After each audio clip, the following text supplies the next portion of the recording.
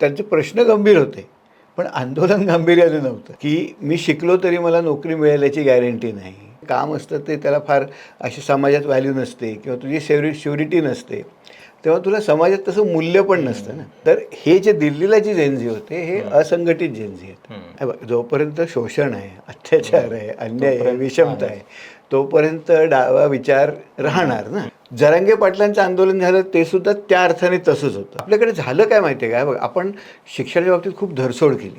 आपल्या देशामध्ये गुंतवणूक जे होते म्हणजे प्रायव्हेट सेक्टर इन्व्हेस्टमेंट हे आपल्या GDPच्या 11 ते 12% फ्लॅट आहे, वाढतच नाही. तुम्ही फॅमिली प्लॅनिंग केलं नाही म्हणून तर इतके तरुण आले ना तुमच्याकडे आता. बरोबर. ग्रामीण महाराष्ट्र ऑलरेडी म्हाताऱ्यांचा देश आहे. 2047चं भारत गरीब, अशिक्षित, अंधश्रद्धाळू म्हाताऱ्यांचा देश असेल. जगातले सगळे देश जे विकसित झाले त्यांनी लोकांमध्ये इन्व्हेस्टमेंट केली. जंतर मंतरच्या आंदोलनानं तरुणाईचा रोष काय प्रमाणामध्ये धुमसतोय हे मोदी सरकारला दाखवून दिलं आणि या सगळ्याच्या केंद्रस्थानी आहे देशाच्या शिक्षण व्यवस्थेचा मुद्दा. काल परवा पेपरमध्ये एक बातमी आली आणि त्यातले आकडे तर इतके भयावह आहेत, म्हणजे हे आकडे अक्षरशः रुतणारे आहेत. 94,000 सरकारी शाळा गेल्या दशकभरामध्ये बंद झालेल्या आहेत. 94,000 म्हणजे दिवसाला 25 शाळा या देशात बंद पडत आहेत. आणि हा आकडा शाळा किती बंद पडतायत याच्यापेक्षा अशा शाळा बंद पडल्यामुळं संधी कोणाची हुकती आहे हा प्रश्न जास्त अस्वस्थ करणारा आहे.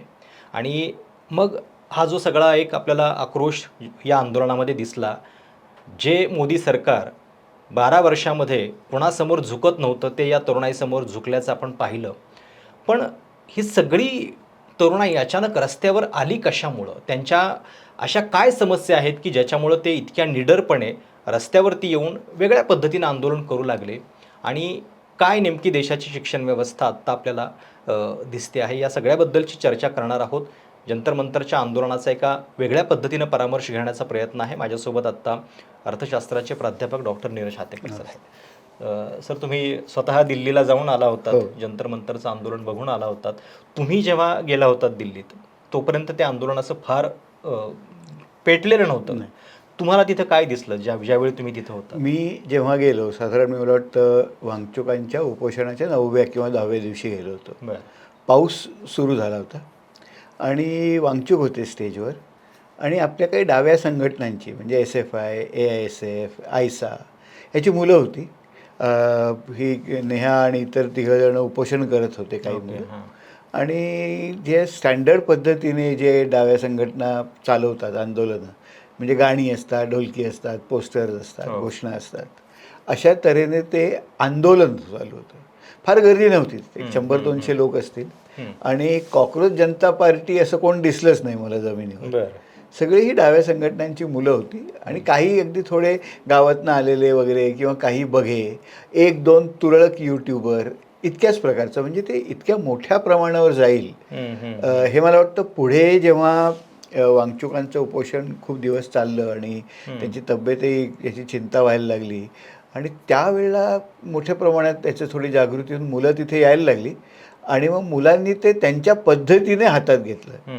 म्हणजे त्या आंदोलनामध्ये कसं असतं की त्यांचे प्रश्न गंभीर होते, पण आंदोलन गांभीर्याने नव्हतं. आंदोलन हसत खेळत चेष्टा टिंगल टवाळी करत चाललं होतं आणि त्यामुळे तिथे एक असं कार्निवल टाईप पार्टीसारखं वातावरण होतं. मुलं सगळीकडनं येत होती.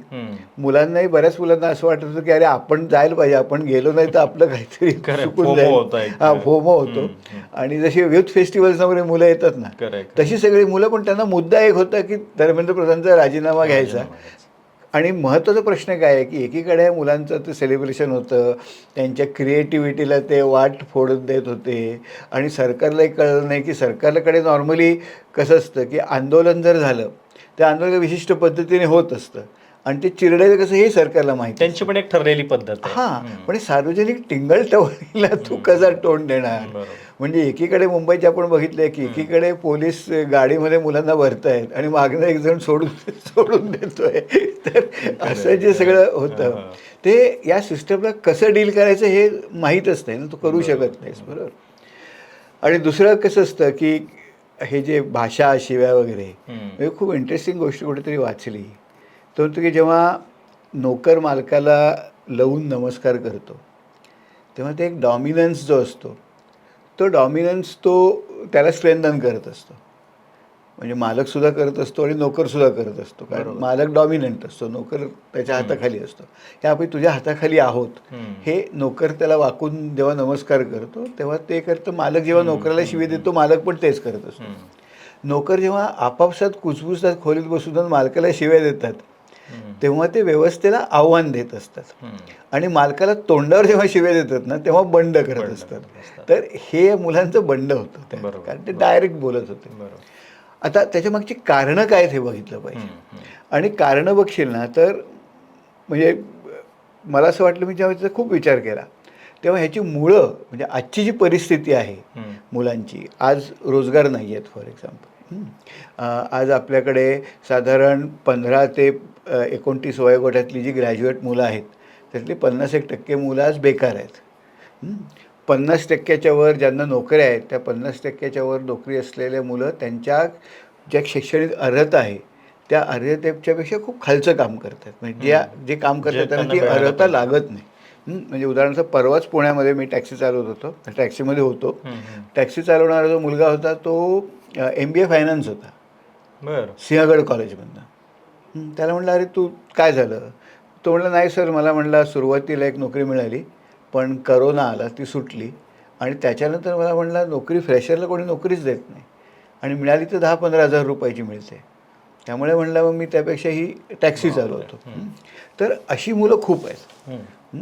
दुसरं एक काय होतं आहे माहिती आहे का, की आपल्या देशामध्ये हे एक वेगळंच होतं आहे, गेल्या 2-3 वर्षामध्ये होतं आणि हे सगळं भारत सरकारचीच आकडेवारी सांगते, पिरियॉडिक लेबर फोर्स सर्व्हे म्हणून. म्हणजे आत्तापर्यंत आम्ही काय समजायचो की देशाचा विकास होतो तेव्हा काय होतं, गरीब देश असतो तेव्हा शेतीवर खूप लोक अवलंबून असतात. त्यातले बरेचसे लोक असतात त्यांना तेवढं काम नसतं शेतीत, पण ते दुसरं काही नसल्यामुळे शेतीत असतात. म्हणजे घरच्याच बकऱ्या चरत असल्याबरोबर भावाबरोबर जायचं वगैरे. पण मग औद्योगिकरण होतं आणि मग तिथे नोकऱ्या मिळतात. व्हाईट कॉलर नोकऱ्या मिळतात. त्यामुळे लोक शेतीतनं बाहेर पडतात. औद्योगिकरणात उत्पादकता जास्त असते आणि त्यामुळे श्रमाची उत्पादकता इथे वाढते. शेतीत काही तशी की माणसं काही फार करत नसतात, त्यामुळे ते जातात तिथे.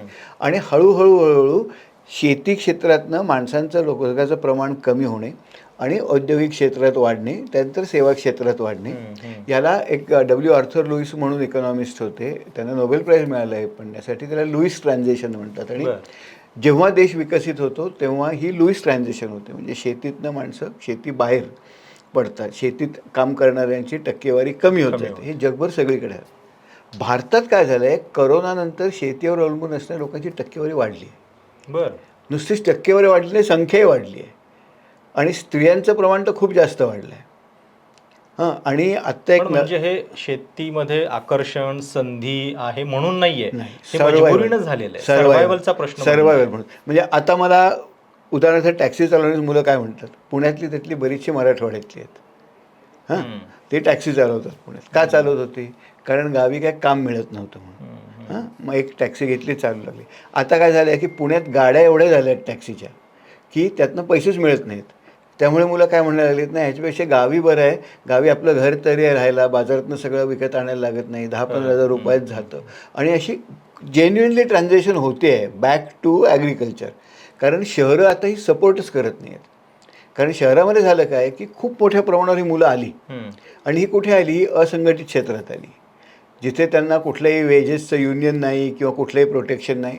आणि खूप मुलं आली की वेजेस पडतात. खूप गाड्या, एखादा मुलगा तुला सांगतो, जेव्हा टॅक्सीवाले तुला सांगतात, ओला उबरवाले सांगतात की खूप गाड्या झाल्या, म्हणजे काय की ग्रामीण भागातनं खूप मुलं या धंद्यात आली आणि आता धंदा होत नाही. म्हणजे काय तर तुझं उत्पन्न आता इतकं कमी झालं आहे की तुला इथे जगणं शक्य नाही, म्हणून तू आता गावी जातोस. तर हे ट्रान्झिशन भारतात होत आहे. फार थोड्या देशात जगातलं असं उलटं आहे. ह्याला म्हणजे नाव आहे, ह्याला नाव इकॉनॉमिक रेट्रोग्रेशन म्हणून नाव आहे. तर भारतात इकॉनॉमिक रेट्रोग्रेशन पण सुरू आहे. तर ह्याची मुळं जर बघायची ना या प्रक्रियेची, तर दोनकडे बघायला लागतील. की म्हणजे या आंदोलनामध्ये जरी मुद्दा आपल्याला दिसताना एक नीटचा दिसत असला, शिक्षण मंत्र्यांच्या विरोधातला असला, तरी हे सगळं कुठंतरी एक मिक्सर झालेलं होतं. याच्या बद्दलचा राग एकत्रितपणे तिथं दिसला आपल्याला. कारण ह्याच्यावरचा राग हा सगळा आहे व्यवस्थेबाबतचा आणि एक होपलेसनेस जो आहे की मी शिकलो तरी मला नोकरी मिळेल याची गॅरंटी नाही. शिकायचं ते पण आता कॉस्टली झालेलं आहे, जे शिकतो ते पण नीट मला शिकायला मिळत नाही. तर माझ्या भवितव्याचा प्रश्न काय, हा जो प्रश्न आहे ना, हा या बहुतेक सगळ्या मुलांना भेडसावतो, सगळीकडे आहे. हा जेनझी आणि साधारण 1990च्या दशकात जन्मलेले सगळे आणि 2000च्या दशकात जन्मले तर अजून, आणि त्याच्या पुढे यांना हा प्रश्न खूप प्रकर्षाने भेडसावतो आहे. कारण त्यांना ते पुढची वाट दिसत नाही आहे. म्हणजे आता उदाहरणार्थ माझ्यासारखं माझी पिढी बघ, माझ्या पिढीला मला काय झालं, 10वी झाल्यावर आईवडिलांनी सांगितलं की तुझा कल जरा आर्ट्सकडे दिसतोय, तू तिकडे जा. मग तिकडे गेल्यावर ते मला म्हणले इकॉनॉमिक्स घे. मग मी इकॉनॉमिक्सचा अभ्यास केला, MA झालो. झाल्या एक पुढच्या महिन्यात मला एक परमनंट नोकरी मिळाली. ती नोकरी करत करत मी प्राध्यापक झालो. मग पुढे प्रमोट होत गेलो. शेवटी म्हणजे मी कोण याची मला ओळख होती, प्राध्यापक म्हणून. हां, ती जी पिढी होती ना माझ्या वेळची, तोपर्यंत लोकांना आपले करिअर ट्रॅक रिजनेबली फिक्स होते आणि त्या क्षेत्रामध्ये ते गेले. तिथं संधी होते, तिथं संधी होती, काहीतरी हाताला मिळायचं. म्हणजे असं जर कुटुंबात एकालाच नोकरी असेल पण ती स्टेबल असायची आणि त्याच्यावर सगळं कुटुंब चालायचं. आता काय झालं आहे की आता ज्या तऱ्हेचे जॉब्स उपलब्ध आहेत ना, ते जॉब्स एकतर त्याला श्युरिटी काहीच नाही, त्याला स्थिरता काहीच नाही, शाश्वती काहीच नाही. नंतर या जॉब्समध्ये तुला इतर अशा काही फॅसिलिटीज वगैरे म्हणजे मेडिकल लीव किंवा पेड लीव किंवा सोशल सिक्युरिटी, म्हणजे आपल्याकडे जे आपल्या देशामध्ये जे 27-28% लोक हे सॅलरीजमध्ये आहेत. हां, म्हणजे एकूण 60% लोकच आपल्याला रोजगार शोधतात, त्यातले जे सॅलरीमध्ये आहेत त्यातले फक्त 4% लोकांना काहीतरी कॉन्ट्रॅक्ट आहे. ओके. बाकी सगळे कुठलेही without contract gig worker type सगळे मंथली सॅलरी बेसिसवर आहेत. त्याची श्युरिटी काही नाही. हां, आणि ती श्युरिटी नसल्यामुळे कसं होतं की यांना एक नाव दिलं आहे. हां, गाय स्टँडिंग नावाचा अर्थ तर नाही, त्यांनी त्याला नाव दिलं आहे प्रिकेरॅटी म्हणून. ते म्हणतात प्रिकेरॅटी नावाचा वर्ग आहे. प्रिकेरियस असणे म्हणजे अशाश्वत असणे, काही खात्री नसणे. तर ज्यांची आयुष्य आता अशी खात्री नसलेली आहेत, गिग वर्करचे क्लासिक एक्झाम्पल. बरोबर. हां, आज काम आहे, आज काम आहे, उद्या काम आहे, कसलं आहे. माझ्या घरासमोर एक हॉटेल आहे, म्हणजे एक वाईला कॉलेज आहे, त्या कॉलेजच्या शेजारी एक हॉटेल निघालं. त्या हॉटेलचं नाव होतं अस्तित्वाची लढाई म्हणून. नाव अस्तित्वाची लढाई. तरुण पोरगा चालवायचा. मी तिथे गेलो, म्हणलं अरे 35चा असेल तो. आणि म्हणलं अरे तुझ्या हॉटेलचं नाव असं का दिलंस तो, अस्तित्वाची लढाई? तो म्हणला सर, म्हणलं मी BCom झालेलो आहे आणि म्हणलं मी शिरवळ आपल्या MIDCत होतो. तिथे म्हणलं 11 महिन्यानंतर टर्मिनेट करतात आणि 4-5 महिने मग पुढे वेळ लागतो. तुम्हाला काय फायनान्शियली जमेना ते, कारण 4-5 महिने करू काय. मग म्हणलं मी सातारमध्ये डिलिव्हरीचं काम केलं Amazonचं, पण तिथे पण म्हणलं दगदग एवढी आहे आणि त्यामध्ये उत्पन्न नाही मिळत म्हणला. मग मला आई माझी म्हणली की तू आपल्या वाईला ते कॉलेज आहे, त्या कॉलेजमध्ये हॉस्टेलमध्ये मुलं राहतात, तिथे तू चहाचं दुकान जर टाकलंस तर मग हळूहळू तुझी ओळख होईल, मग तू त्यांना डबे देत जा, मी डबा बनवून देईन आणि आपल्याला एक 7-8-10 डबे लागले तरी आपलं चालेल. पण ते काय झालं नाही, त्याचं दुकान बंद झालं तिथे. आता तो काय करतो मला माहीत नाही. तो म्हणजे या मुलाचं शिक्षण काय आहे, ग्रॅज्युएट आहे, तो BCom आहे. त्याने काय केलं, त्याने पहिल्यांदा तो MIDCमध्ये होता, नंतर तो गिग वर्कर झाला, नंतर तो रेस्टॉरंट ओनर झाला. आता काय म्हणजे त्याला आपण कोण आहोत, आपला धंदा काय आहे, आपली आयडेंटिटी काय आहे, माझा व्यवसाय काय आहे, उद्या त्या व्यवसाय बंद पडला, काही झालं त्याला काय मला सिक्युरिटी आहे, अशी सिक्युरिटी नसलेली खूप मुलं आहेत. आणि ह्याचं ते सारखं जे त्यांना डोक्यात असतं की आपलं पुढे काय. बरं, दुसरं काय असतं की जेव्हा तुझ्या हाताला काम नसतं किंवा तुझं जे काम असतं ते त्याला फार अशी समाजात व्हॅल्यू नसते किंवा तुझी श्युरिटी नसते, तेव्हा तुला समाजात तसं मूल्य पण नसतं ना. बरोबर. म्हणजे तुला सामाजिक मूल्यसुद्धा दिल्या जात नाही. खरं. आणि प्रत्येका माणसाला एक मिनिमम आपल्याला काहीतरी सामाजिक मूल्य असावं, आपल्याला 4 लोकांनी बरं म्हणावं, आपले उठबस असावी, मैत्री असावी, असं जे वाटतं ते मग ते होत नाही. आणि मग आपण काहीतरी व्हॅल्यूलेस आहोत, आपल्याला काय, आपल्या जीवनाचा अर्थ काय, कमीपणाची भावना. तर ह्यातनं मला वाटतं 2 तऱ्हेचे रेस्पॉन्सेस आले. एक तर ह्यातनं एक रेस्पॉन्स आला आहे तो तू जंतर मंतरमध्ये बघितलास. दुसरा जो रेस्पॉन्स आला आहे ना तो तुला कावडियांमध्ये दिसेल, कावड यात्रेमध्ये दिसेल, धारकऱ्यांमध्ये दिसेल. तो पण एक बेरोजगारीचाच परिणाम. हां, DJ वाजवणाऱ्यांवर दिसेल, ते त्याच्यामध्ये आनंद शोधतायत आनंद शोधतायत. किंवा तू जर कुठल्या लोकल पुढाऱ्यांच्या वाढदिवसाला खाली सगळे फोटो बघत असतील, हे फोटोमध्ये दिसेल, हां, किंवा बालगुन्हेगारीमध्ये दिसेल. हां, तर अशा तऱ्हेचा हा दुसरा जेनझी, एक जेनझी इकडे जातोय, एक जेनझी इकडे जातोय. आणि इथल्या जेनझी जो तिथे गेला तो थोडा तुलनेने त्याचं एक्सपोजर, ट्रेनिंग, शिक्षण वगैरे थोडं बऱ्यापैकी असणार, त्यामुळे तो असे तिथे प्रश्न विचारू तरी शकतो. पण दुसरा जेनझी जो आहे त्याला हे प्रश्न विचारण्याची स्पेस सुद्धा या सिस्टमने दिलेली नाही. म्हणजे त्याची जी अँगस्ट आहे, त्याचा जो राग आहे, त्याचे जे होपलेसनेस आहे, त्याला या व्यवस्थेने स्वतःसाठी वापरून घेता येईल अशा तऱ्हेने बनवून टाकलेलं आहे.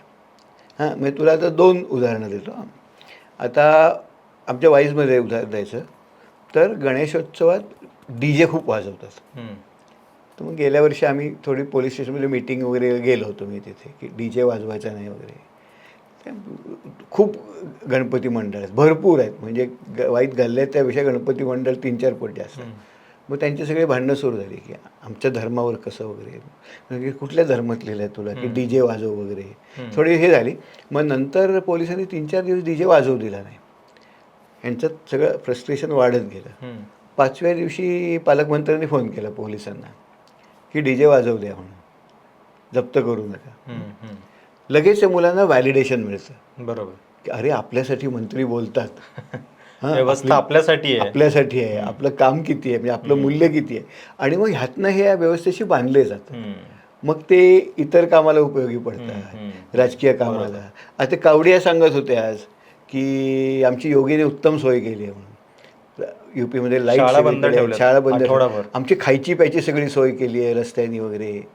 हां, तर हे आता कोणाशी बांधले गेले?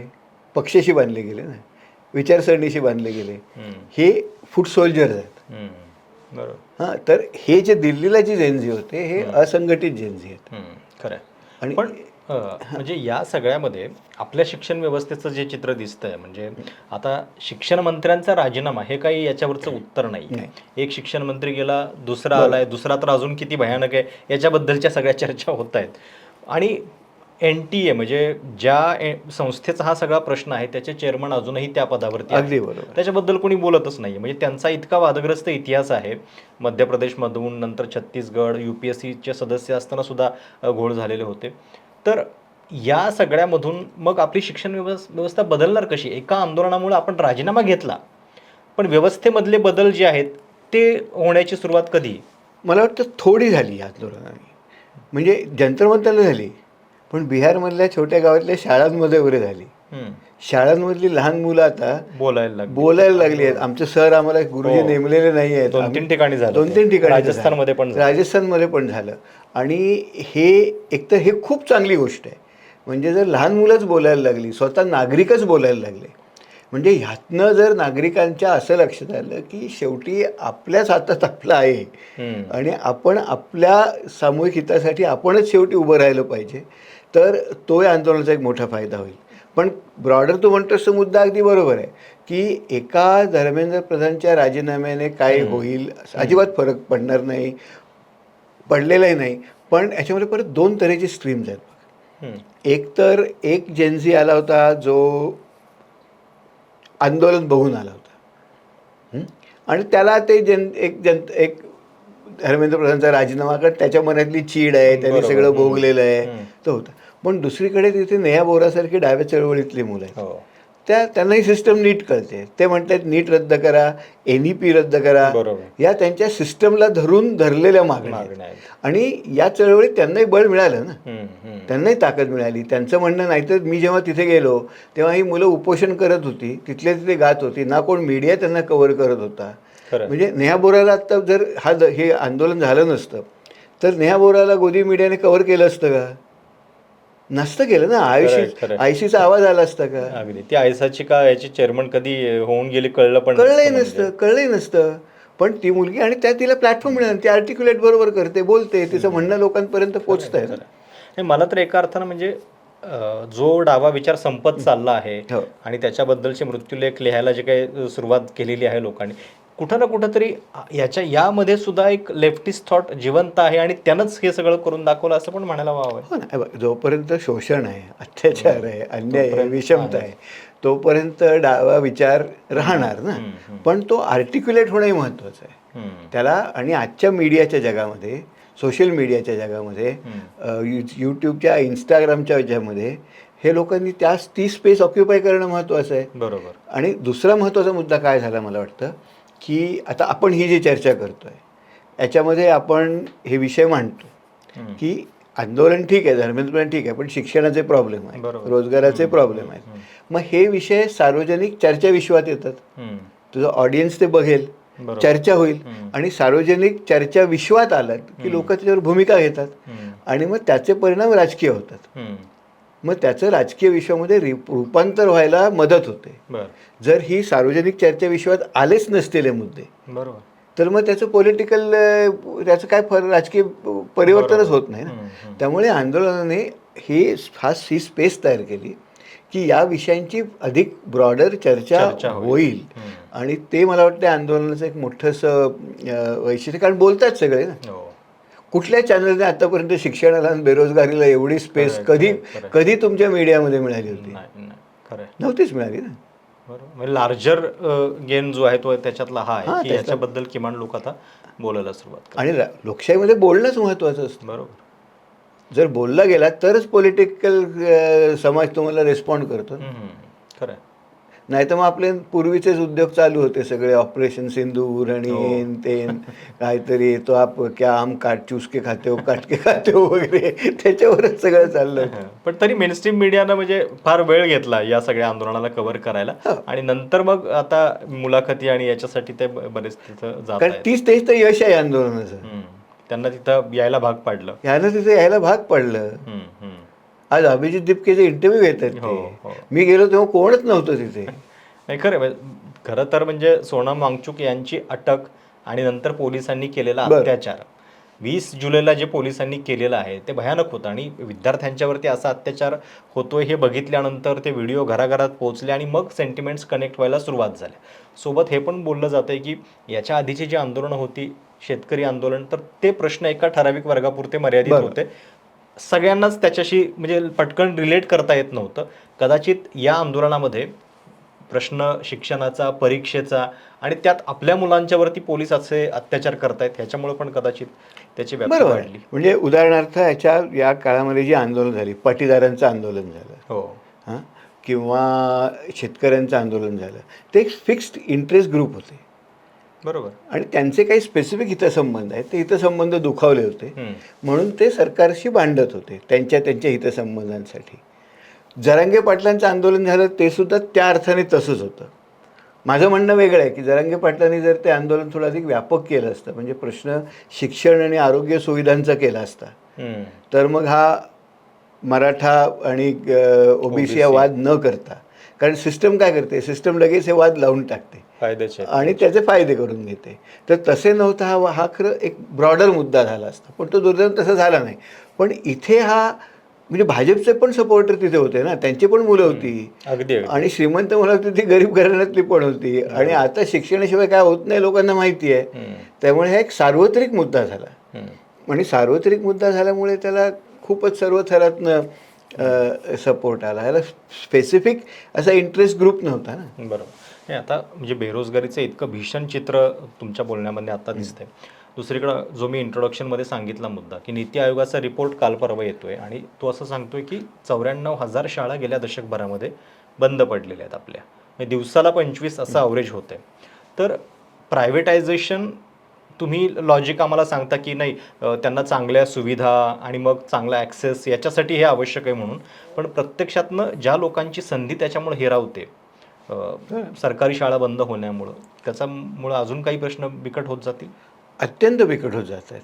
म्हणजे बेसिक शिक्षण, आज कसं झालं आहे की आज एकतर प्रायव्हेट शिक्षण खूप महाग झालं आहे, खूपच महाग झालं आहे. म्हणजे माझी एक विद्यार्थिनी आहे बंगलोरला, तिने पहिलीत तिच्या मुलाला घातलं, अरे ती वर्षाची फी 7 लाख रुपये आहे. पहिलीची. दुसरी एक शाळा होती 3 लाख रुपये होती, पण त्या शाळेचं ग्राउंड नव्हतं, त्या ग्राउंडलाची फी परत फी वेगळी, स्कूल बसची फी परत वेगळी. हां, या ज्या फी आहेत ना, या कदाचित बंगलोरच्या खूप जास्त असतील, पण पुणे मुंबईत काय कमी स्वस्त नाही आहे ते. अगदी कमी स्वस्त नाही आहे. त्यामुळे हे जे शिक्षण आहे एक तर परवडत नाही आहे, आणि हे शिक्षण ज्यांना परवडायचं आहे, म्हणजे आईवडिलांनी यात मुलांना घातलं आहे, त्यांना त्याचं बर्डन इतकं होतं आहे, आणि त्यासाठी कष्ट, म्हणजे हे साधारण ओला उबर ड्रायव्हरची मुलं असतात. ही मुलं इंग्रजी शाळेत घातलेली असतात. त्यांना वर्षाला 50,000-1,000 फी असते. याला वर्षातनं त्याला 1,00,000 रुपये तर दोघांना द्यायला लागतात. याचं महिन्याचं उत्पन्न साधारण 2-2.5 हजार रुपये असतं. म्हणजे याच्या 2-2.5 लाख रुपयाच्या वर्षाच्या उत्पन्नामध्ये 1,00,000 रुपये जर फीवर जात असतील मुलांच्या, त्यांचा ताण एकूण सगळ्या बजेटवर ताण. मग त्या बायकोने कुठेतरी कामं करायची, सगळं सांभाळायचं, त्या बाईचं शोषण, घर सांभाळ, मुलं सांभाळ. तर ही अशी जी रचना तयार होते ना, ह्याचा लोकांना समजतं आहे की, म्हणून माझं मी पूर्वीपासून असं म्हणतो आहे की शासनाने इतर काही करू दे, 3 गोष्टी कराव्यात. एक तर प्रत्येका नगरपालिकेमध्ये एक तर शाळा अशी असावी की जी इन्फ्रास्ट्रक्चर वाईज, टीचर वाईज ही कुठल्याही इंटरनॅशनल स्कूलच्या दर्जाची असेल, आणि ते शिक्षण फुकट असावं. म्हणजे मी जरी समजा गावामध्ये काय हमाल असेल, तरी मलाही खात्री मिळू शकेल त्यातनं की माझं मूल जर या शाळेत गेलं तर या शाळेतनं त्याला जे शिक्षण मिळेल त्यातनं तो माझ्या पुढे जाऊ शकेल. आज ते ब्लॉक झालं आहे. म्हणजे आज नीटमध्ये आपण म्हणतो आहे, नीटचे फीज वगैरे, नीटची जी मुलं 22 मुलांनी ज्या आत्महत्या केल्या, ते वर्गावर बघितलेस तर फार थोड्या लोकांना परवडतं रे. 5-5 लाख रुपये कर्ज काढून किती लोकांना परवडतं. म्हणजे आज समजा मी आमच्या एक साताऱ्यामध्ये कुठे माझे वडील कुठे क्लार्क आहेत किंवा कुठल्या दुकानात काम करतात, तर मला डॉक्टर बनण्याची मी मनात आणू तरी शकतो का? खरं नाही ना. पण माझी जी पिढी होती हे झाले रे. हुशार मुलं होती, शाळेत जिल्हा परिषद शाळेतनं शिकली, बोर्डात आली वगैरे, ते बोर्डात यायचा प्रकार असायचा तेव्हा, आणि मग त्यांना गव्हर्नमेंट कॉलेजमध्ये वगैरे लागायची, चांगल्या ॲडमिशन्स मिळाल्या. माझा मावस भाऊ आता सर्जन आहे, कार्डियक सर्जन आहे मोठा. तो मला म्हणला, अरे मी तर 8,000 रुपये फी पूर्ण MBBSची पूर्ण भरली नागपूरला गव्हर्नमेंट मेडिकल कॉलेजमध्ये. त्याचे वडील एका कॉलेजमध्ये शिकवायचे छोटे. आजकाल म्हणजे KG to फर्स्ट स्टँडर्ड एवढ्यामध्ये सगळं आपलं शिक्षण एकदम महाग झालं आहे. आणि दुसरं, स्टेट ज्या शाळा चालवत आहे त्या शाळा त्याचा गव्हर्नन्स इतका बेकार आहे, त्याकडे कुणाचंच. आपल्याकडे झालं काय माहिती आहे का, बघ, आपण शिक्षणाच्या बाबतीत खूप धरसोड केली. म्हणजे आपल्याकडे शिक्षणाच्या प्रॉब्लेमची सुरुवात कधी झाली, 91 सालापासून झाली. थोडं आपण मागे जाऊया.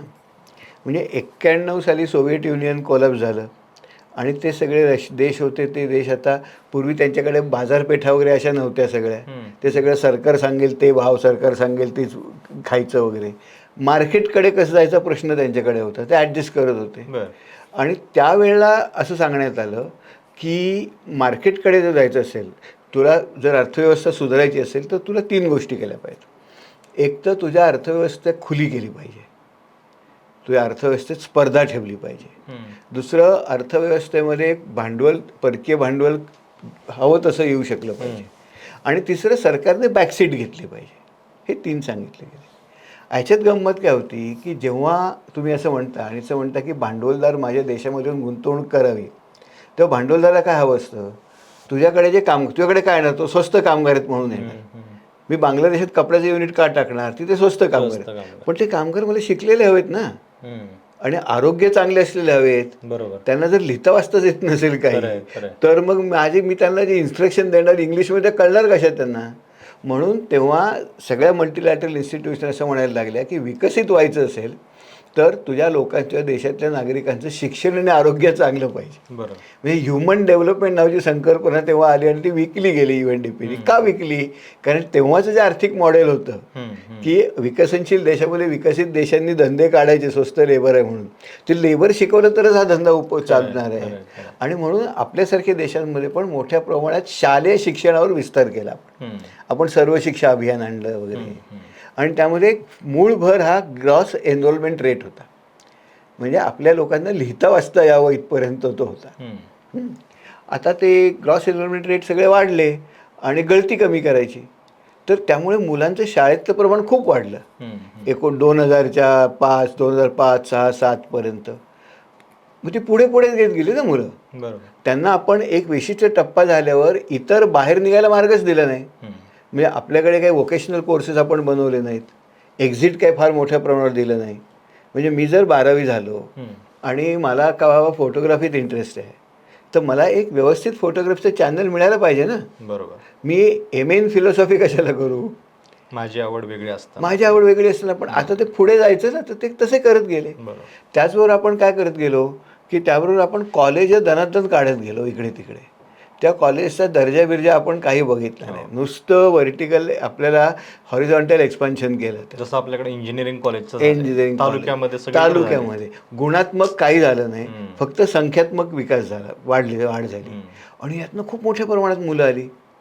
आता ही जी मुलं आहेत ती या सगळ्या प्रोसेसमधनं आलेली आहेत. दुसरीकडे काय झालं की दुसरीकडे आपल्या अर्थव्यवस्थेत नोकऱ्या निर्माण होण्याचं प्रमाण कमी झालं. म्हणजे 2011-12पर्यंत आपल्याकडे साधारण दरवर्षी 71 लाख जॉब्स यायचे जे नॉन ॲग्रिकल्चर होते, नवीन जॉब्स. आता हे प्रमाण 20-25 लाखावर आलेलं आहे. जॉब्सच तयार होत नाही आहेत. 2 कारणं आहेत. एकतर टेक्नॉलॉजी बदलली आहे. टेक्नॉलॉजी खूप जास्त प्रमाणात कॅपिटल इंटेन्सिव्ह झाली आहे. म्हणजे अगदी रस्त्याचं कन्स्ट्रक्शनचंही काम वगैरे आपण जे करतो, तर ते कन्स्ट्रक्शनमध्ये पण मनुष्यबळ कमी लागतं रे. सगळं मशीनच दिसतात, मशीनीच कामं होतात, लोकांची होत नाहीत. आणि दुसरीकडे काय झालं आहे की गुंतवणूक होत नाही आहे देशात. भारतात गुंतवणूक गेल्या 5-6 वर्षात अजिबात होत नाही आहे. कारण गुंतवणूक जर झाली तर प्लांट्स निघणार, फॅक्टरी निघणार, नोकऱ्या निघणार, आहे की नाही. तर आपण साधारण 11-12पर्यंत 10-11पर्यंत आपला एकूण गुंतवणूक GDPच्या एक 30-35% होती. आणि त्यातली 26-27% म्हणजे एकूण GDPच्या 26-27% ही खाजगी गुंतवणूक होती, प्रायव्हेट सेक्टर करत होतं. कन्स्ट्रक्शनमध्ये करत होतं, इतर लहान मोठ्या उद्योगात करत होतं, लेबर इंटेन्सिव्ह उद्योगात करत होतं. त्यामुळे रोजगार निर्माण होत होता. आणि त्यामुळे आपलं ग्रोथ रेट पण जास्त होता. आपला अर्थ 7-8% आपण पोचलो होतो GDPचा ग्रोथ रेट. 8 विशेषतः 5-6-7-8-9पर्यंत. आणि रोजगारही मोठा निर्माण होत होता. स्थलांतर होत होती, लोक गावातनं शहरात येत होती, शहरामध्ये काम मिळत होतं, त्यामुळे गावातला वेज रेट वाढत होता. त्या काळी म्हणायचे लोक मजुरी फार पडते वगैरे, तर ती का पडत होती, कारण गावातले लोक शहरात येत होते आणि त्यामुळे ग्रामीण दारिद्र्य पण कमी झालं. त्याचे 2 परिणाम डेटामध्ये दिसले. त्याच्यावर माझा एक लेख पण आहे की 2004 ते साधारण 11-12 या काळामध्ये भारतातला मध्यम वर्ग खूप वाढला. म्हणजे खूप मोठ्या प्रमाणात दारिद्र्यरेषेखालचे लोक हे कनिष्ठ मध्यम वर्गात आले. श्रीमंत नाही झाले, कनिष्ठ मध्यम वर्गात आले. त्यांची लाईफस्टाईल बदलली, त्यांचे ॲस्पिरेशन्स बदलले, त्यांचं आयुष्य बदललं. पूर्वीच्या एका ग्रामीण चौकटीमधनं होते, त्यातनं ते बाहेर पडले, शहरांमध्ये आले किंवा मोबिलिटी वाढली, पुढे गेले. आणि या सगळ्या लोकांना साधारण 11-12मध्ये आपल्या देशामध्ये एक आर्थिक संकट आलं. म्हणजे एक तर जागतिक मंदी आली आणि आपल्या देशामध्ये पण मोठ्या प्रमाणात फटका बसला. उद्योगधंदे कमी झाले, गुंतवणूक कमी झाली. 12-13-14 काळ होता ना, या सगळ्या लोकांच्या अस्वस्थतेचा काळ होता, कारण पूर्वीची मोबिलिटी मिळत नव्हती. यांना मोदींनी सांगितलं अच्छे दिन मी आणतो म्हणून. हे काँग्रेसवाले जबाबदार आहेत तुम्हाला म्हणून अच्छे दिन करून या लोकांनी मोदी सरकारला आणलं. त्याला पण हा बॅकग्राऊंड हाच होता.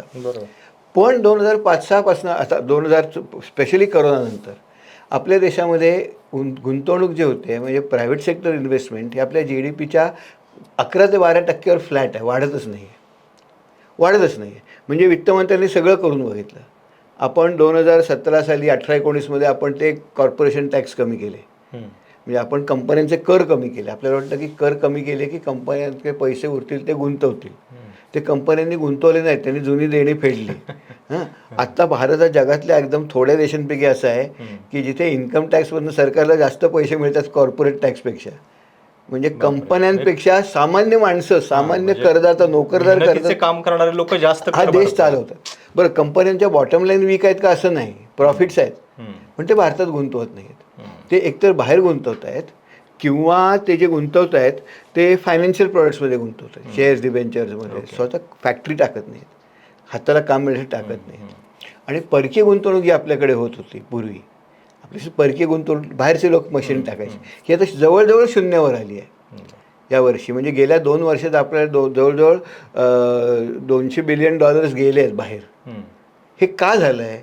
तर ह्याचा जेव्हा आपण विचार करतो 2 गोष्टी दिसतात. एकतर आपल्या देशामध्ये आर्थिक धोरण काय असेल हे कुणालाच स्पष्टता नाही. स्पष्टताच नाही आहे. जर मला एक प्लॅन टाकायचा असेल तर मला एक पुढच्या 5 वर्ष, 10 वर्ष, 15 वर्ष सरकारचं धोरण काय असणार आहे हे सांगायला लागतं ना. हे धोरण आपल्याकडे नाही आहे. आपल्याकडच्या धोरणामध्ये आता उर्जित पटेलचा एक पेपर आहे, तो म्हणतो की 5 उद्योगपती, 5 इंडस्ट्रियल हाऊसेस, अदानी, अंबानी,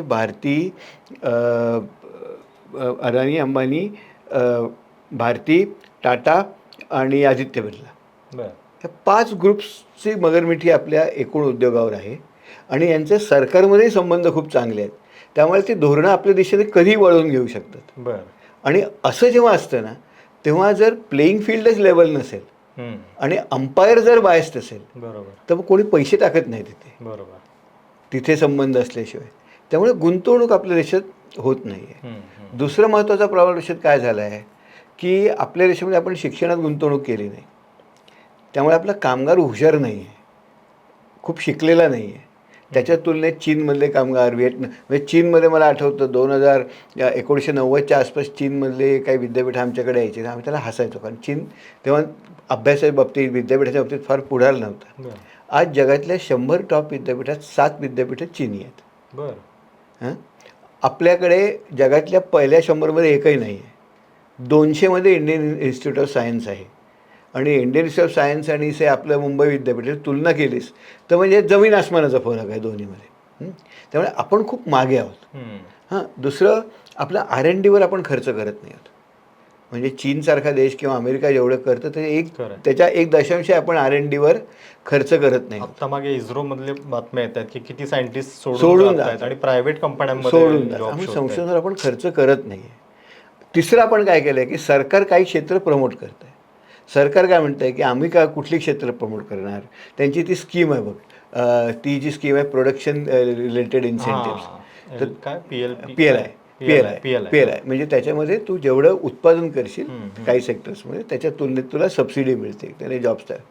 पण ते कसं आहे की ती जी क्षेत्र आहेत त्यातली ती क्षेत्र आता फार्मासारखी क्षेत्र आहेत, डिफेन्स एक्सपोर्टसारखी क्षेत्र आहेत. ही रोजगार निर्माण नाही करत ना, ती हायटेक हाय एज्युकेटेड लोकांसाठी सेक्टर आहेत. वेळेस आपल्यासाठी सेक्टर्स कुठले आहेत की जगातले जे देश अशा तऱ्हेने पुढे आले, लेदर फुटवेअर, कॉटन टेक्सटाईल्स, हे जे काम देणारे देश आहेत, हाताला काम देणारे, ह्या सेक्टरची परिस्थिती आपल्याकडे अजिबात चांगली नाही आहे. आणि ते आपण मुद्दाम करतोय ते. म्हणजे उदाहरणार्थ लेदर एक्सपोर्टचं सगळ्यात मोठे क्लस्टर आपल्याकडे धारावीमध्ये आहे आणि आपण धारावी फोडतोय. आपण धारावीचं रिडेव्हलपमेंट करणार आहे म्हणतो. ते सगळं सेक्टर तिथनं तुटेल आणि जी तुमची स्ट्रेंथ असणार आहे ना, ती स्ट्रेंथ तुम्ही घालवताय. कारण काय की तुम्हाला एका उद्योगपतीला ते द्यायची आहे एवढी मोठी तिथे पडलेली जमीन. त्यामुळे या गोंधळामुळे, आणि उद्योगपतीने कळतं ना, त्यामुळे कोण पैसे तिथे टाकायला तयार नाही आहे. दुसरीकडे शिक्षणातनं शिकलेली पोरं आपल्याकडे तयार होत नाही आहेत. आणि त्यामुळे त्यामुळे प्रॉब्लेम कशाला माहिती आहे का, एकीकडे आपल्याला स्किल्ड माणसं मिळत नाहीत, पण दुसरीकडे बेरोजगारी खूप आहे. कारण स्किल्ड लोकच आपण तयार केले, चॅनलायझेशन होत नाही योग्य ठिकाणी, म्हणजे चॅनलायझेशन होत नाही आहे. त्यामुळे जेव्हा लोक म्हणतात की मला चांगला प्लंबर मिळत नाही किंवा चांगला फिटर मिळत नाही, तेव्हा बेरोजगारी नाही असं नसतं. तुझ्याकडे चांगले फिटर नाही झालेले आहेत, तुझी मुलं खूप आहेत जी रोजगार शोधत आहेत, पण त्यांच्यामध्ये चांगले फिटर तुम्ही तयार नाही केलेले, चांगले प्लंबर तयार नाही केलेले तुम्ही.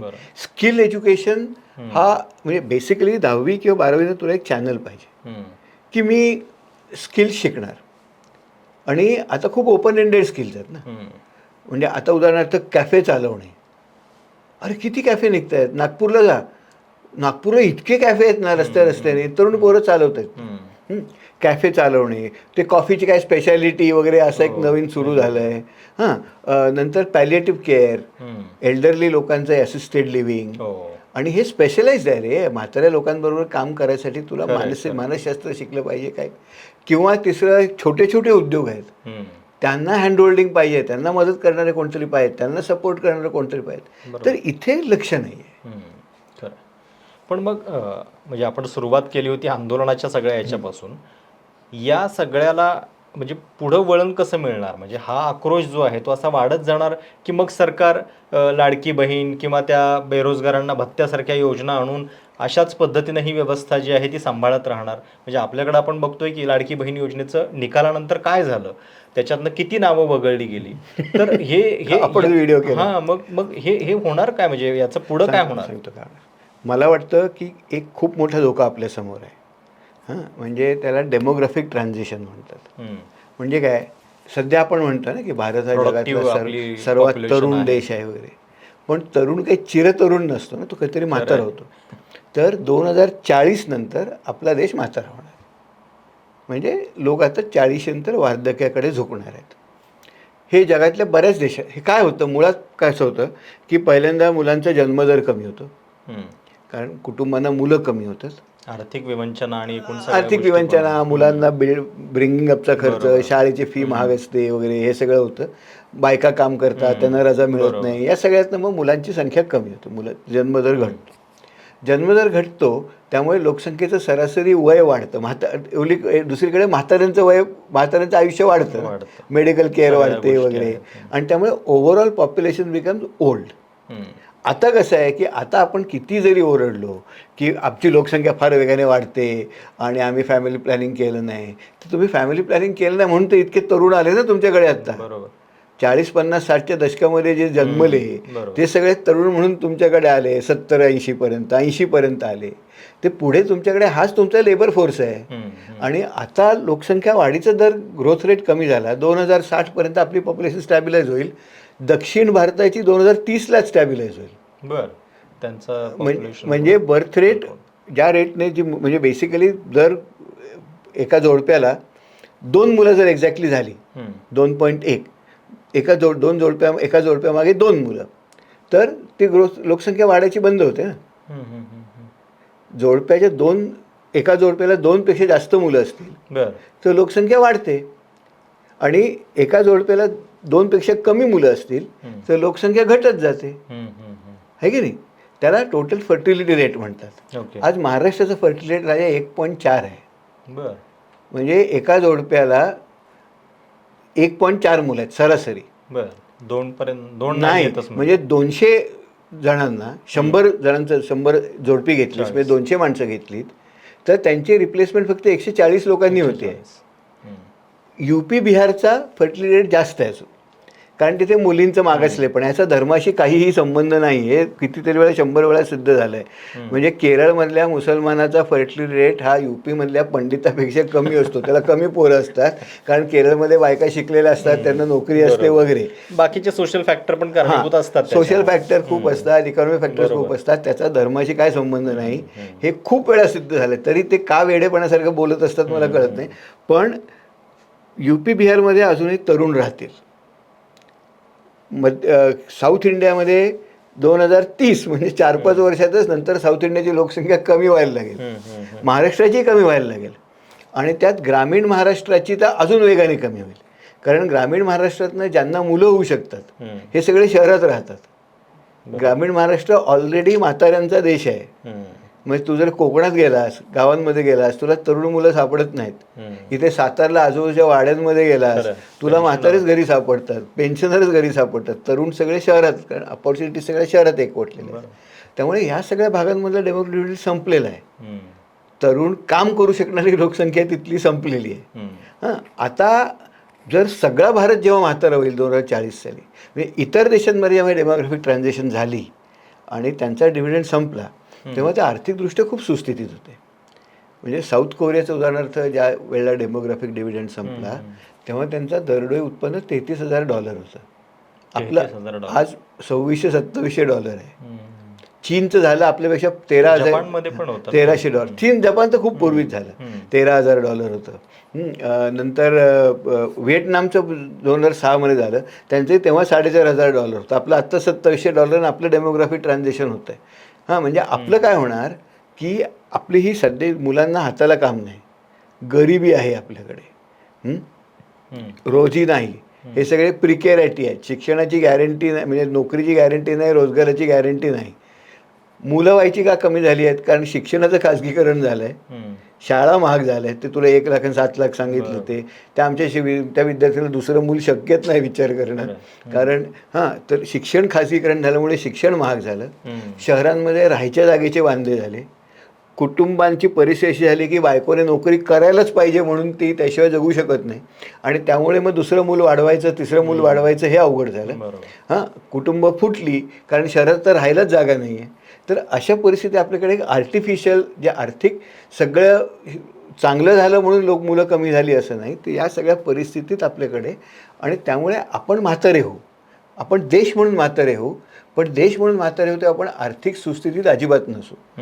म्हणजे हे जर असंच चालू झालं तर 2050 सालचा भारत किंवा 2047 सालचा भारत विकसित नसेल. 2047चा भारत गरीब, अशिक्षित, अंधश्रद्धाळू म्हाताऱ्यांचा देश असेल. 2047ला तर आपल्याला विकसित भारताचं स्वप्न दाखवलं. रोडमॅप नाही ना बाबा. या सरकारचा प्रॉब्लेम काय आहे? हे बघ, आता चीन उदाहरणार्थ, चीनने सुरुवात आपल्यासारखाच गरीब चीन होता. चीनने काय केलं? लोकांना शिकवलं.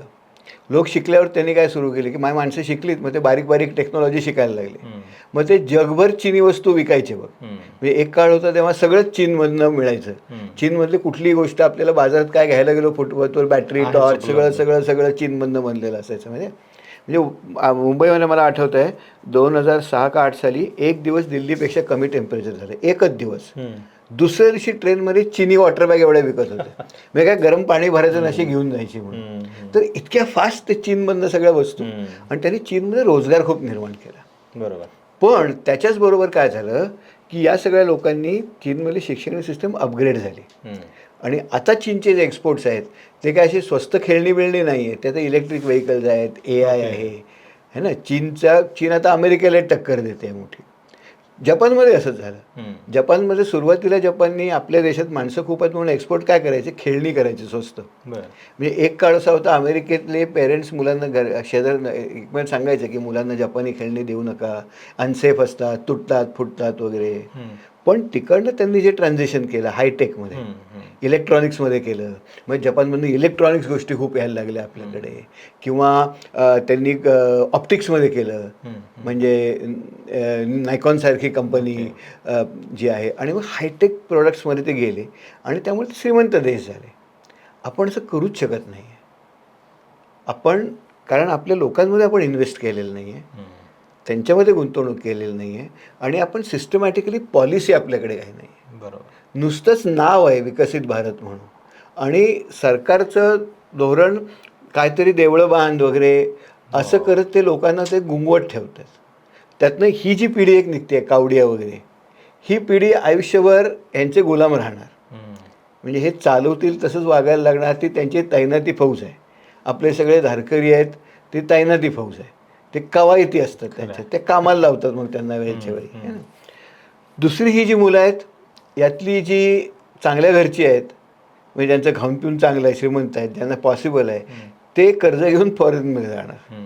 अभिजित दिपकेसारखे. अभिजित दिपकेने बँक लोन घेतलं आणि त्याला स्कॉलरशिप मिळाली आणि foreign universities will take you. ते भारताबाहेर निघून जातील. आणि जे उरलेले आहेत ना, ज्यांना जाता येत नाही, ते मात्र खंगून मरतील, ते खंतावून मरतील. That's a huge waste of talent. त्यांना आपण आपली संस्था आपल्या रचनेमध्ये त्यांना काहीच मार्ग मिळणार नाही. मग मुलाखतीच्या शेवटी आता याच्यातनं उपाय काय? म्हणजे कुठल्या गोष्टींबद्दल आपण सावध राहिलं पाहिजे? सरकारच्याकडनं अपेक्षा तर आहेत आपल्या, पण एक सामान्य नागरिक जो आहे त्यांना याच्यातनं काय धडे घेऊन कुठल्या गोष्टींबद्दल? मला वाटतं 2 गोष्टी, म्हणजे सरकारचे बोलून सामान्य नागरिकाचे बोलू. विशेषतः सामान्य तरुणाने आज काय केलं पाहिजे हे बोलू. सरकारकडनं करताना मला वाटतं एकतर आपल्याला जे देश विकसितशील होते, विकसित झाले, साऊथ कोरिया म्हण, चीन म्हण, या देशांनी एक विशिष्ट स्पेसिफिकली विचार करून औद्योगिक धोरण लावलं अनेक वर्ष. आणि ते औद्योगिक धोरण म्हणजे नुसतंच एखाद्या इंडस्ट्रियलिस्टला प्रोटेक्ट करायचं असं नाही, किंवा नुसतेच रस्ते बांधायचे, पूल बांधायचे. आपल्याकडे दुसरं धोरणच नाही. सरकार म्हणतं काय करायचं, ते रस्ते पूल बांधतो आम्ही. ते का बांधतात? कारण खाजगी गुंतवणूक होत नाही आहे, सरकारी गुंतवणूक कुठेतरी केली पाहिजे म्हणून आपण इन्फ्रास्ट्रक्चर बांधतो. पण त्या इन्फ्रास्ट्रक्चरचा विचार जे कॉस्ट बेनिफिट ॲनालिसिस व्हायला पाहिजे. म्हणजे मोदींनी इलेक्शनच्या आधी UP-मध्ये एका दिवसात 6 एअरपोर्ट्स इनॉग्रेट केले. श्रवस्ती नावाचं गाव आहे, त्या श्रवस्तीला एअरपोर्ट काढलं, त्या श्रावस्तीला एस टी स्टँड पण नाही अजून. ते लोकांना बलरामपूरला जायला लागतं, ते एअरपोर्ट बंद झालं. अशी गेल्या वर्षी आपण आतापर्यंत 300-350 एअरपोर्ट काढली, त्यातली 170 बंद झाली. उडान स्कीम वगैरे सगळं हवाई चप्पलवाले आता प्रवास करतात, किंवा आपण नुसतेच हायवे बांधतोय किंवा रस्ते बांधतोय, पण त्याचं युटिलायझेशन किती. म्हणजे किती गंमत तुला सांगतो की आपण जेव्हा रस्ता बांधतो त्या रस्त्याने आपण कायसाठी बांधतो, डिझेल वाचावं, वाहतुकीचा खर्च कमी व्हावा. मग त्या रस्त्याने पब्लिक वाहतूक गेली पाहिजे ना. बरोबर. म्हणजे आता तू पुण्याहून मुंबईला जर गेलास तर ट्रक त्या जुन्या घाटातनं कुतत जातात. सगळे ओव्हरलोडेड ट्रक, ते भयंकर डिझेल खातात. पॅसेंजर गाड्या सगळ्या टनेलमधनं जातात, मिसिंग लिंकमध्ये. ॲक्च्युली उलटं पाहिजे ना, तुला डिझेल वापरायचं आहे, उद्योगधंद्याला वाढ द्यायची असेल तर ट्रक सगळे त्या मिसिंग लिंकमधनं लवकर गेले पाहिजेत. त्यांचं डिझेल वाचेल, त्यांचा खर्च कमी होईल, त्या उद्योगधंद्यांना फायदा होईल. पण होतंय काय की ट्रकवाले मतदार नसतात ना, मतदार गाड्यावाले असतात. त्यामुळे ह्याच्यामध्ये आपलं प्लॅनिंगचा तसा उपयोग होत नाही. तर आपल्याला पहिल्यांदा एक इंडस्ट्रीयल पॉलिसी पाहिजे. म्हणजे इंडस्ट्रियल पॉलिसी, औद्योगिकरणाचं धोरण काय असणार, नंतर आपलं, आणि आयसोलेशन बघता येत नाही, आपलं व्याजदराचं धोरण काय असणार, एक्सचेंज रेटचं आपलं विनिमय दराचं धोरण काय असणार, सगळ्याच गोष्टी, या सगळ्या गोष्टी एकत्र धरून आपले टार्गेट्स काय असतील. डायरेक्ट 2027 पुढचे 5 वर्ष, आणि म्हणून पूर्वी जो एक नियोजन आयोग होता तो एक काम करायचा, पंचवार्षिक योजना करायचा, आणि सगळे स्टेक होल्डर असतात ना. म्हणजे विकास काय फक्त केंद्र सरकार करत नाही, राज्य सरकार, जिल्हा परिषद, सगळे त्यांना एकत्र घेणारी एक रचना लागते. बरोबर. तशी आता रचना नाही आहे ना. त्यामुळे तशी एक रचना लागेल. आणि शिक्षण आणि आरोग्यामध्ये सरकारला गुंतवणूक करायला लागेल. आरोग्य आणि शिक्षण, लोकांमध्ये इन्व्हेस्टमेंट करायला लागेल, ना की पुलांमध्ये, विमानतळांमध्ये, ह्याच्यामध्ये. फार महत्त्वाचं, लोकांमध्ये इन्व्हेस्टमेंट. आणि जगातले सगळे देश जे विकसित झाले त्यांनी लोकांमध्ये इन्व्हेस्टमेंट केली, माणसं उभी करायला पाहिजे. आता तरुणांनी काय करायचा प्रश्न, समजा मी असतो आत्ता तर काय केलं असतं. एकतर मी डिग्रीच्या मागे लागलो नसतो, म्हणजे डिग्री घेतली असती, पण डिग्रीवर सगळा भरोसा राहिला नसता. कारण डिग्री झाल्यावर मला नोकरी मिळेल याची गॅरंटी काहीच नाही, तो सांधा पूर्ण तुटलेला आहे ना. मग तो मुलगा मी बघितला, जसा BCom होता, तो जो MBA फायनान्स होता, तो ओला चालवत होता. तर डिग्री करताना बऱ्याचशा स्किल्स शोधायच्या, मल्टिपल स्किल्स आता आहेत. म्हणजे उदाहरणार्थ स्वतःचे इंटरेस्ट शोधायचे, की मला आता फोटोग्राफीमध्ये इंटरेस्ट असेल तर ऑल्टरनेट ऑप्शन्स उपलब्ध आहेत, त्या एक्सप्लोअर करायच्या. आणि नुसतंच एक ठरवायचं नाही, की मला कॅफे चालवायचा आहे का, मग मी फोटोग्राफीमध्ये करून बघितलं, मला जमतं आहे का, त्यासाठी सिस्टम काय आहे, कुणाकडे जायला पाहिजे, हे झालं चालून काही दिवस करून बघायचं. मग कुठलं तरी दुसरं एक बघायचं, हे कॅफे चालू आहे, या कॅफेमध्ये मी जाऊ का, त्या कॅफेमध्ये मला काय कशा तऱ्हेने चालतं, हे याच्या धंद्याचे प्रॉस्पेक्ट्स, असं बघणं आवश्यक आहे. ओपन ठेवायचं ऑप्शन्स, आणि मग त्यातनं जो ऑप्शन आपल्याला वर्केबल वाटेल, आपल्या मर्यादा ठरवून. म्हणजे तुला जर मुंबईला जाऊन शक्य असेल तर तू वेगळं करशील, सातारामध्ये राहणं शक्य राहायचं असेल तर तू काहीतरी वेगळा उद्योगधंदा करशील. तर आपल्याला दुसरं, छोटे छोटे जे MSMEच्या मागचे उद्योग आहेत, छोटे उद्योग आहेत, त्यांच्यामध्ये छोट्या छोट्या स्पेसेस आहेत.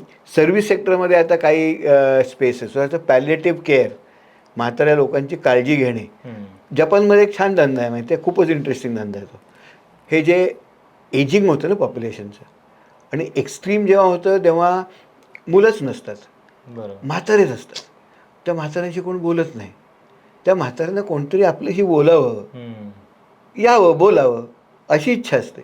तर तसं काम करणारे लोक आहेत, ते तुझ्याकडे येतील, तुझं ऐकून घेतील, नॉन जजमेंटली ऐकून घेतील, तुला बरं वाटेल वगैरे, है ना. तर इतकी साधी त्या स्पेसेस आता हळूहळू ओपन आउट होत आहेत, ते बघत राहिलं पाहिजे. आणि सगळ्यात महत्त्वाचं म्हणजे मला हेच व्हायचं आहे.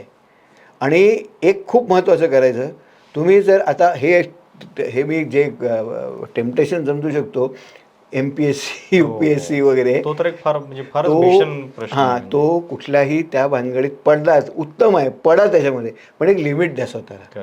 2 वर्षात झालं, उत्तम आहे. नाही झालं तर मला हा प्लॅन बी असणार आहे आणि हा प्लॅन बी वर्केबल असणार आहे. अगदी उगाच कोणाच तरी आत्मचरित्र वाचून भाळून जाऊ नका. खरंय खरंय. कारण ते तो तर म्हणजे स्वतंत्रच विषय, आपण त्याच्यावर एक स्वतंत्र म्हणजे मुलाखत ते केली त्या पाहिजे. भानगडीत पडून आपल्या इथे खरंय. मुलांचं खूप हे आहे. अगदी. पोलीस भरती आणि बरोबर. मिलिटरी भरती, मी काय काय ती पोरं मेहनत करतात हो. बघतो मी. पण इतर ऑप्शन्स ओपन ठेवा बरोबर. आणि त्यातनं आपल्याला पुढे काहीतरी जाता येईल. खरंय. गॅरंटी नाही आयुष्याची, अगदी. भवितव्याची गॅरंटी नाही. अगदी. हीच गॅरंटी आहे आता. नाही, थोडक्यात रिजिडनेस जो आहे तो आता बाजूला ठेवण्याची खूप वेळ आलेली फ्लेक्सिबल आहे. होणार.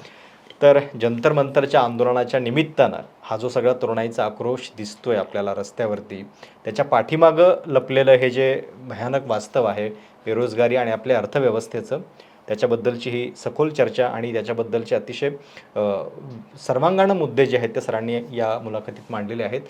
ही चर्चा तुम्हाला कशी वाटली, तुमच्या काही प्रतिक्रिया असतील, तुमच्या काही सूचना असतील, आवर्जून कळवा. चॅनल सबस्क्राईब करायला विसरू नका. धन्यवाद.